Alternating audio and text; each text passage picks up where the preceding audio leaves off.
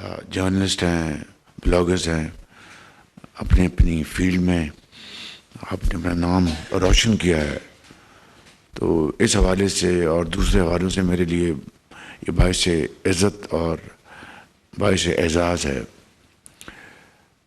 آپ جانتے ہیں کہ پاکستان اب الیکشن میں کہ ایک فائنل موڈ میں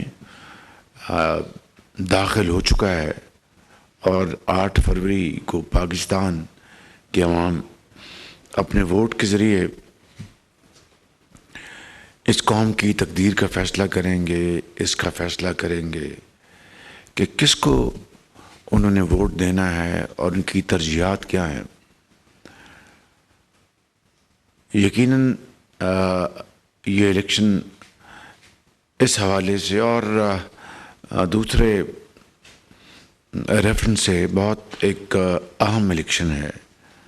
پاکستان کے اندر اس وقت معاشی، معاشرتی، سیاسی چیلنجز کا سامنا ہے ہم سب کو، خارجی چیلنجز کا سامنا ہم سب کو۔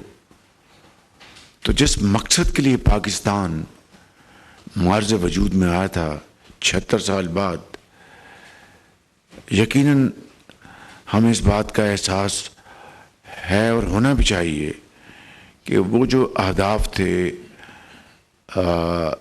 جس کی خاطر پاکستان ہندوستان سے کٹا اور ایک اسلامی رفاعی مملکت کے طور پر معرض وجود میں آیا، وہ اہداف، وہ خواب ہنوز ابھی تک وہ شرمندہ تعبیر نہیں ہو سکے۔ اس کی وجوہات ہم سب جانتے ہیں، لیکن میں سمجھتا ہوں کہ اتنا وقت اور توانائیاں ضائع ہونے کے باوجود اس قوم میں بے پناہ پوٹینشل ہے، اس قوم کے اندر بے پناہ سکت ہے، اور اگر حالات کو صحیح رخ کی طرف مجھے کوئی شک نہیں کہ ہم بہت تھوڑے عرصے میں شبانہ روز محنت کر کے نہ صرف ماضی کے جو نقصانات ہیں ان کی کمپنسیشن ہو جائے گی، بلکہ پاکستان اگلے آنے والے وقتوں میں اقوام عالم میں سر اٹھانے کے قابل ہوگا۔ Easier sad then done, no doubt, لیکن دنیا کی تاریخ، ماضی کی، عصر حاضر کی اس بات کی گواہ ہے کہ جب بھی بعض قوموں کے اوپر مصیبت نازل ہوئی، ان کے اوپر حالات تنگ ہوئے، جنگ و جدل ہوئی، تو جن قوموں کے اندر حمیت نام کی چیز تھی، جن قوموں کے اندر ایک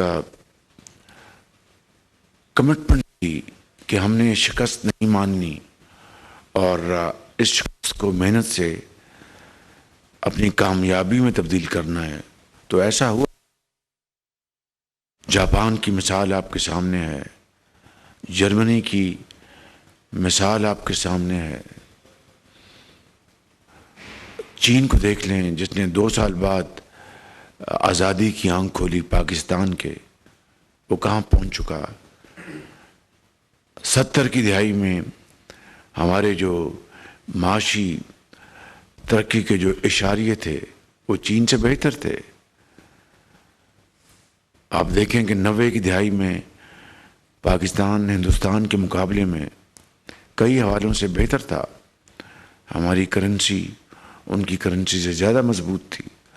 تو پھر آخر کیا ایسا ہوا جس کی بنا پر ہم آج دنیا میں معاشی دوڑ میں بہت پیچھے رہ گئے، اور نہ صرف قرب و جوار میں بلکہ دوسرے علاقوں میں بھی بعض قومیں ہم سے بہت آگے نکل چکی ہیں۔ یہ ہے وہ چھپتا ہوا سوال جو کہ میں سمجھتا ہوں کہ آج جن کو اللہ تعالیٰ نے ان 76 سالوں میں یہ اختیار دیا تھا کہ وہ قوموں کی تقدیر، وہ اس قوم کی تقدیر بدلیں گے، یہ ان کے اوپر یہ اس کا جواب بنتا ہے بشمول میرے. مگر میں سمجھتا ہوں کہ ماضی میں رونے دھونے سے کچھ نہیں بنتا، بلکہ وہ وقت کا ضیاع ہے.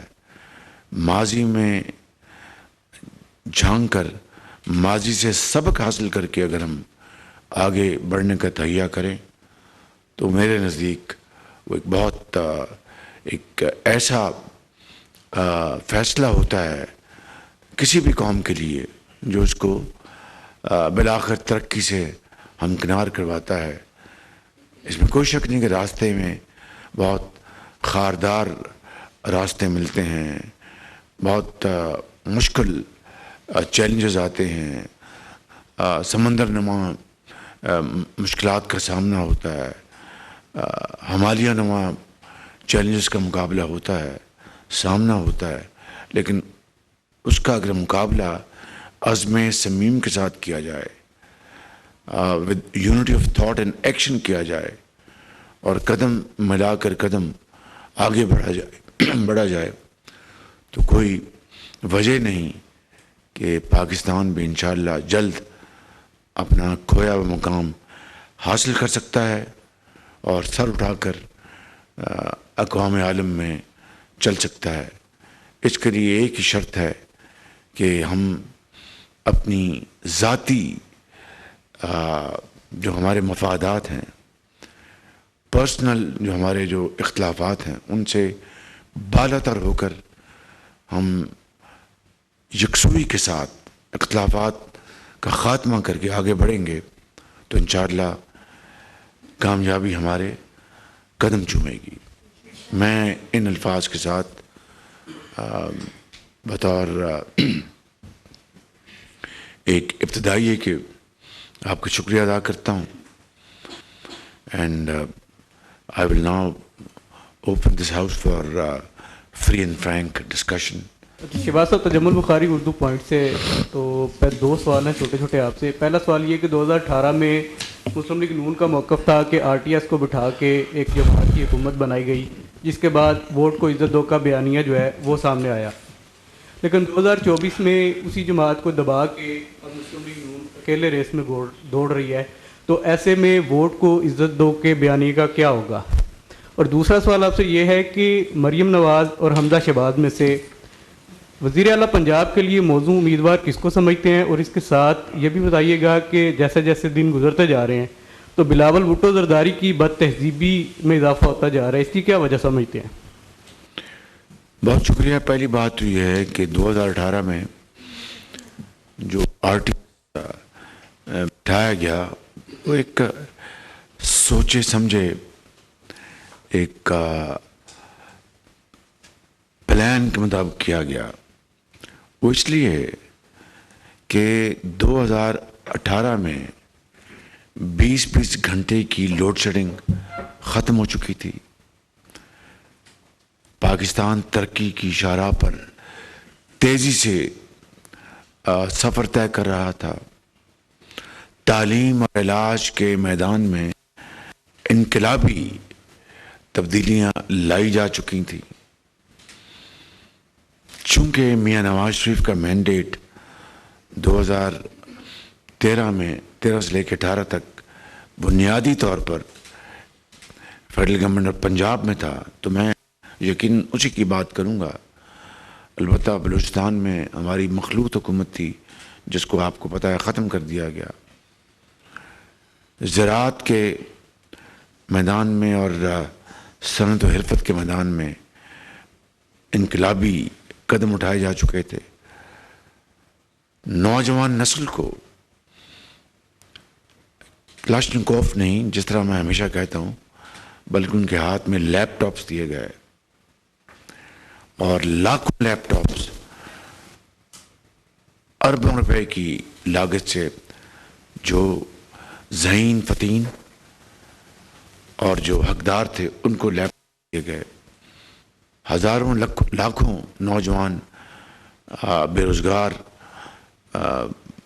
نوجوانوں کو روزگار اسکیم کے تحت ان کو جابس دی گئیں, جاب اپرچونیٹیز دی گئیں. یہ ہے وہ مختصراً خاکہ جو 2013 سے لے کے 18 تک, اور آر ٹی ایس کے باوجود بھی ہم جیت چکے تھے. اس کے بعد آر ٹی ایس کے بعد پھر آپ کو یاد ہوگا اس رات پولنگ ایجنٹس کو نکالا گیا اور ٹھپے لگائے گئے اور جیت کو شکست میں بدلنے کی ایک بڑی ایک شرمناک سازش کی گئی. اب جو آپ کہہ رہے ہیں یہ ہم نے نہیں کیا, یہ الیکشن کمیشن اور سپریم کورٹ کا فیصلہ ہے, اور وہ سپریم کورٹ کی جو پروسیڈنگز ہیں وہ لائیو ٹیلی کاسٹ ہوئی, اور پوری قوم نے دیکھا کہ جو سوالات کیے گئے آپ کے پاس یہ ثبوت ہے وہ نہیں تھا, آپ کے پاس فلاں ڈاکومنٹ ہے وہ نہیں تھا. ایک میں تو ان کو کبھی ملا نہیں, میں نے خود دیکھا کہ وہ ایس ایس بابر یا بابر اکبر ایس بابر تھے, thank you, Akbar S Babar, ان سے بینچ نے پوچھا کہ ان کو آپ نے سسپینڈ کر دیا, ان کے وکیل نے کہا جی ہاں, ان کو جی ثبوت دیجیے, ثبوت نہیں تھا, اور اس طرح کی بے شمار چیزیں. پوائنٹ یہ ہے کہ یہ لیگل ریکوائرمنٹس, لیگلی اپنے جو الیکشن کمیشن کا جو نظام ہے اس کے تحت جو انٹرا پارٹی الیکشن کرانے, وہ ہم نے تو نہیں کرانے تھے, وہ تو پی ٹی آئی نے کرانے. تو ووٹ کو عزتوں کی جو بات ہے, اگر آپ مجھے ووٹ دیتے ہیں, جو کہ انشاءاللہ آپ دیں گے,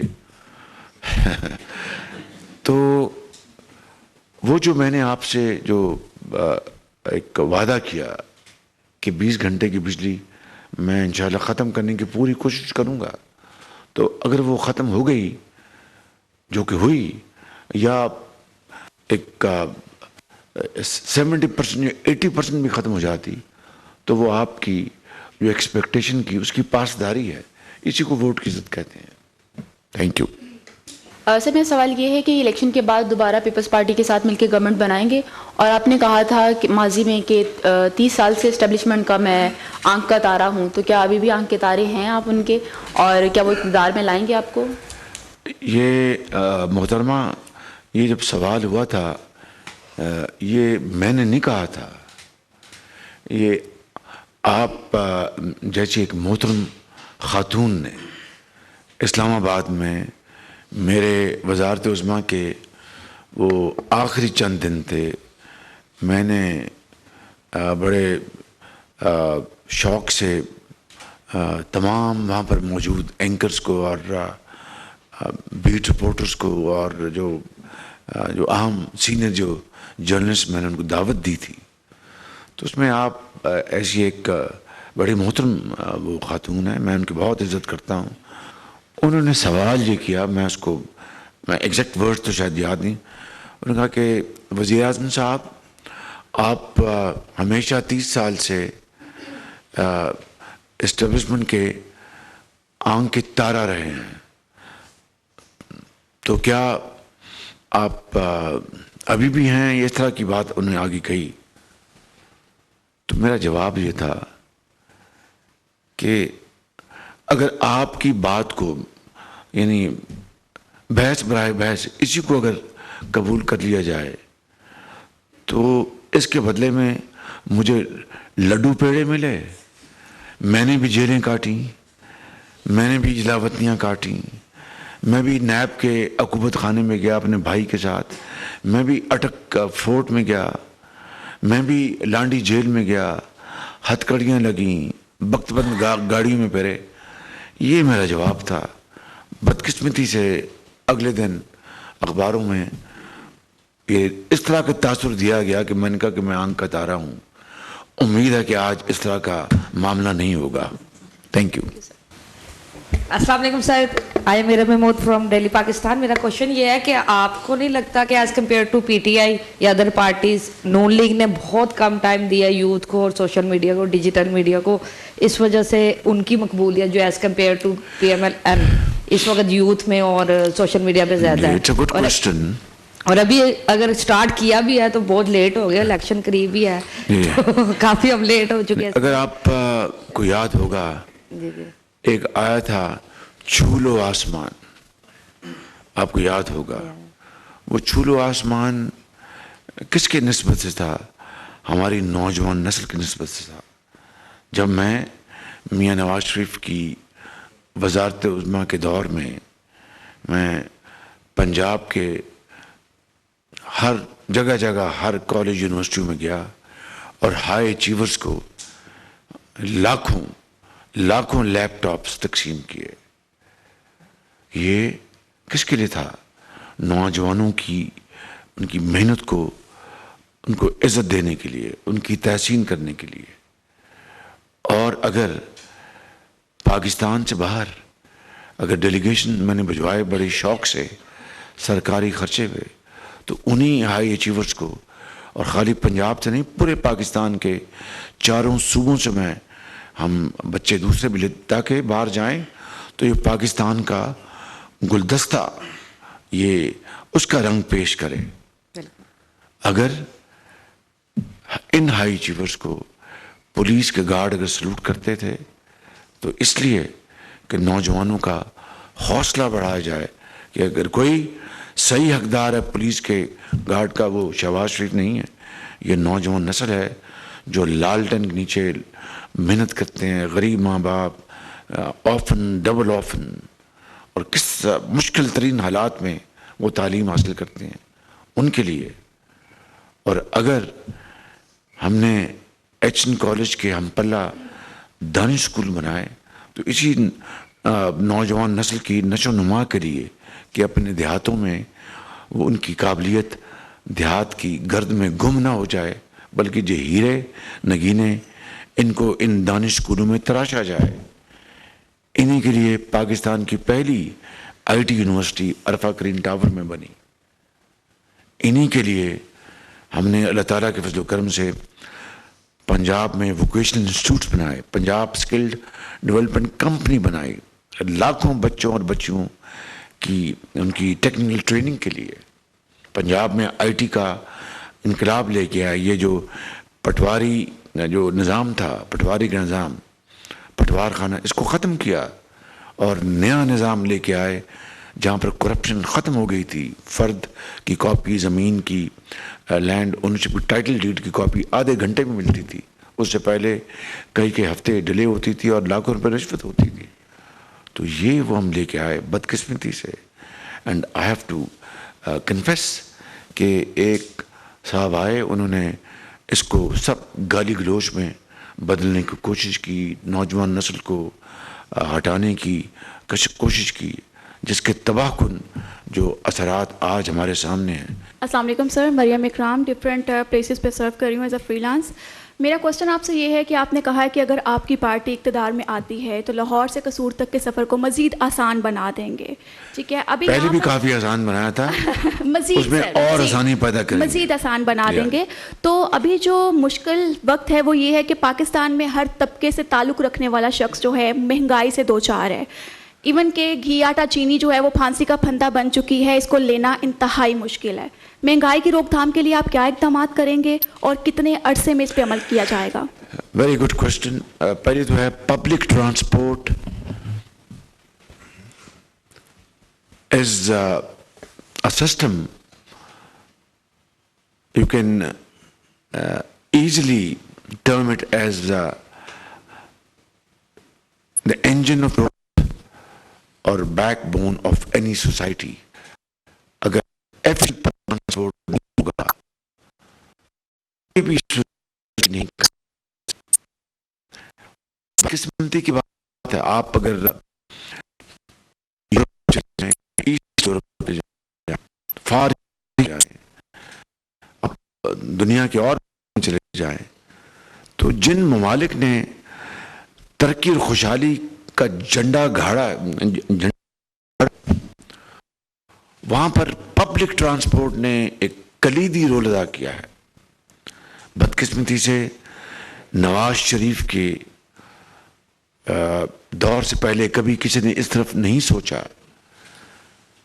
1997 میں بغیر تفصیل میں جائے 97-99 ہمارا ایک بڑا ایک شارٹ سٹنٹ تھا میاں نواز شریف کا وزیر اعظم پاکستان دوسری مرتبہ جب آئے تھے اور 12 اکتوبر 99 کو تختہ الٹ دیا گیا تھا نواز شریف کی حکومت کا، تو ہم جیل جا رہے تھے اور وہاں سے کوریا سے پہلی کھیپ آ رہی تھی ایئر کنڈیشن ڈیوو بسز کی، اور ہم جیل میں تھے اور ڈیوو بسز چلنا شروع ہو گئی تھیں لاہور میں. یہ تھا ویژن نواز شریف کا پبلک ٹرانسپورٹ کے حوالے سے. اور اس کے بعد جب 2008 میں اللہ نے موقع دیا تو یہ ہم نے لاہور کی میٹرو بنائی. 2013 میں موقع دیا تو راول پنڈی، اسلام آباد، ملتان، اورنج ٹرین. یہ تو اس کا جال پورے ملک میں پھیلایا جانا چاہیے. نواز شریف موجد ہے جدید پبلک ٹرانسپورٹ نظام کا پاکستان میں. پھر کراچی میں گرین لائن نواز شریف نے ان کو گفٹ دی. تو اسی طرح یہ ایکسٹینشن کا ہم نے اعلان کیا ہے. انشاءاللہ رب نے تو پورے ملک میں اس کا جال پھیلایا جائے گا. سر، مسلم لیگ نواز نے جمہوریت کے لیے قربانیاں دیں، چارٹر آف ڈیموکریسی کرنے والی سیاسی جماعت ہے. ابھی گزشتہ دور میں بھی نواز شریف صاحب نے جیلیں بھی کاٹیں، باقی فیملی پر بھی پرابلمز آئیں.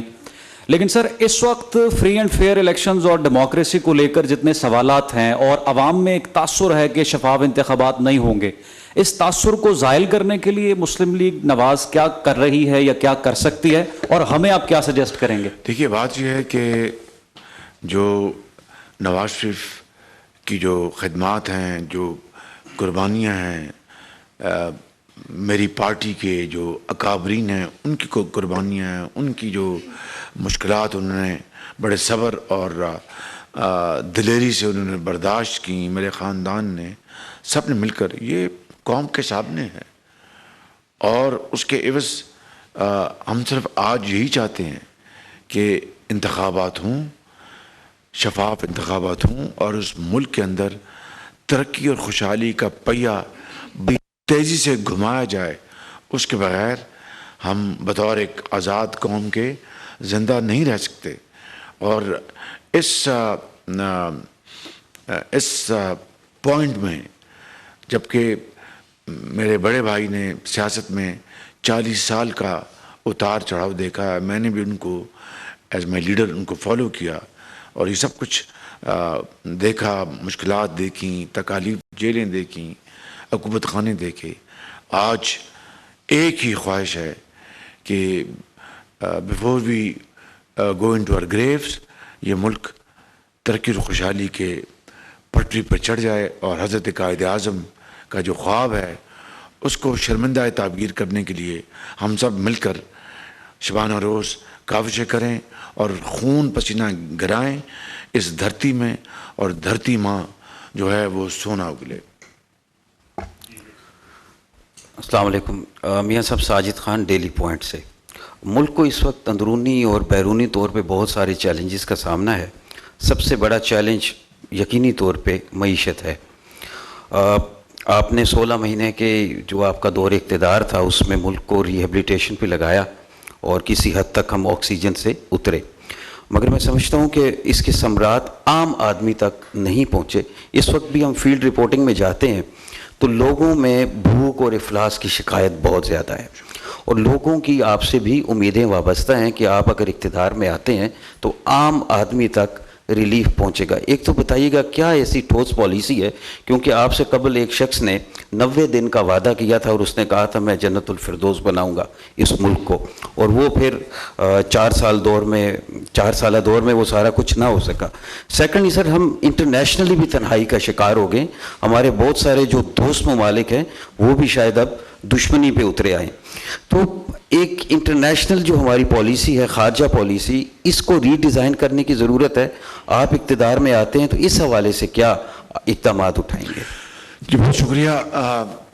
آپ نے جو باتیں کی ہیں وہ اس میں بڑا وزن ہے. دیکھیے کہ اگر پاکستان دیوالیہ ہو جاتا تو ہم آج یہاں پر یہ، یا آپ جتنے بھی بلاگرز بیٹھے ہیں، جرنلسٹ بیٹھے ہیں، ہم شاید ملاقات نہ کر رہے ہوتے. ہم شاید بدترین مشکلات کا شکار ہوتے. یہ بات یہ سمجھ لینی چاہیے کہ اگر پاکستان ڈیفالٹ کر جاتا، جو کہ ڈیفالٹ کے دہانے پہ تھا، اور ہم سے پچھلی حکومت نے IMF کا معاہدہ ہم نے نہیں کیا تھا، وہ انہوں نے کیا تھا، اور اس کو پھر انہوں نے اپنی تنگ نظری اور سیاسی جو ان کی پوائنٹ سکورنگ کے لیے انہوں نے پاکستان کے وسیع تر مفاد کو قربان کر دیا، اور IMF کا معاہدہ اس کو انہوں نے ردی کی ٹوکری پھینک دیا۔ تو میں نے اور میری پوری گورنمنٹ نے، تمام پارٹیز نے مل کر ایڑی چوٹی کا زور لگایا کہ دیوالیہ ہونے سے بچ جائیں۔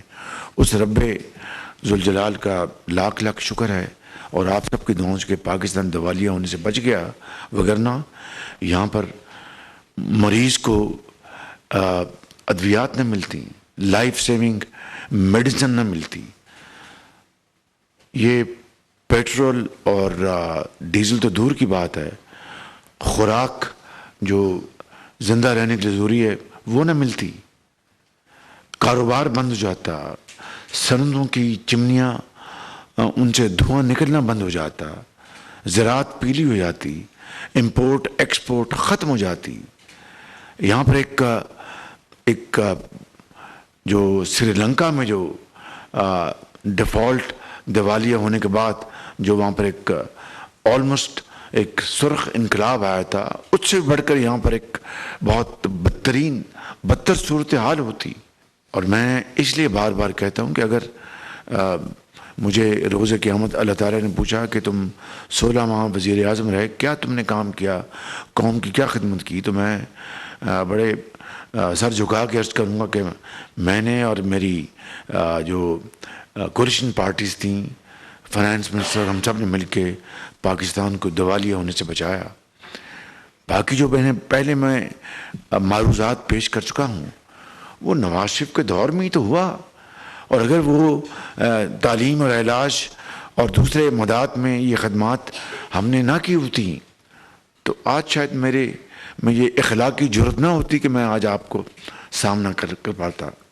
البتہ ہمارے میں یہ مکمل ایک آئرن ریزولو ہے کہ انشاءاللہ اگر اللہ تعالیٰ نے موقع دیا تو نواز شریف کی قیادت میں ہم اس ملک کی تقدیر بدلنے میں کوئی کسر نہیں چھوڑیں گے انشاءاللہ۔ میرے سوال آپ سے یہ ہے کہ کچھ اشاریے ایسے ملتے ہیں کہ جو نون لیگ کی مقبولیت ہے، اشاریہ یا اشارہ ملتا ہے؟ اشارے ملتے ہیں۔ اچھا، نون اشارے لیگ ملتے ہیں۔ کی حکومت جو مقبولیت ہے وہ قدرے گھٹی ہے، جس کی وجہ PDM کی حکومت میں جانا ہے، اور یہی کچھ باتیں آپ کی جماعت کے اندر بھی ہوتی ہیں۔ تو کیا آپ اس ذمہ داری کو لیتے ہیں کہ آپ کی وجہ سے جماعت کی جو مقبولیت ہے وہ گھٹی ہے؟ اور دوسرا یہ کہ اگر کل کو آپ کی حکومت بنتی ہے، آپ کے نام کے ساتھ وزیر اعظم لگتا ہے، تو کچھ ایسا کریں گے کہ تمام سیاسی جماعتیں کچھ مساق جمہوریت کر لیں ایک مرتبہ، تاکہ ہر وزیر اعظم 2 سال بعد جیل میں نہ جائے؟ پہلی بات تو یہ ہے کہ PDM میں جانے سے ہماری مقبولیت نہیں گھٹی تھی، حکومت میں آ کر پاکستان کو دیوالیہ ہونے سے بچانے کی خاطر جو ہم نے ایک جہاد کیا، ایک جنگ لڑی، اس سے یقیناً ہماری مقبولیت میں کمی ہوئی۔ اور اگر میں یہ بات نہیں کہوں گا تو ایک میں سمجھتا ہوں کہ حقائق سے آنکھیں چرانے کے مترادف ہے۔ لیکن آج آپ نے خود دیکھا ہے کہ جو لیٹسٹ جتنے بھی آئے ہیں سرویز، اس میں الحمدللہ PMLN نواز شریف کی لیڈرشپ میں دوبارہ ریوائیو بڑی تیزی سے کر رہی۔ کیوں؟ کہ لوگوں کو یقین ہے کہ انشاءاللہ اگر نواز شریف کو، PMLN کو موقع ملا تو نواز شریف انشاءاللہ، PMLN انشاءاللہ پاکستان کے جو برے دن ہیں ان کو بدلنے میں اللہ تعالیٰ کے فضل و کرم سے کوئی کسر نہیں چھوڑیں گے۔ اور یہ جو بات ہے کہ 2 سال، دیکھیے نواز شریف کا بھی دور گزرا، کیا کبھی کسی کو چونٹی بھی کاٹی گئی تھی؟ ابھی کل میں نے کسی جلسے میں کہا کہ نواز شریف کے دور میں کوئی سیاسی قیدی نہیں تھا، اور میں بات آج پر بلا خوف تردید کہنا چاہتا ہوں کہ ہمارے دور میں کوئی سیاسی قیدی نہیں تھا۔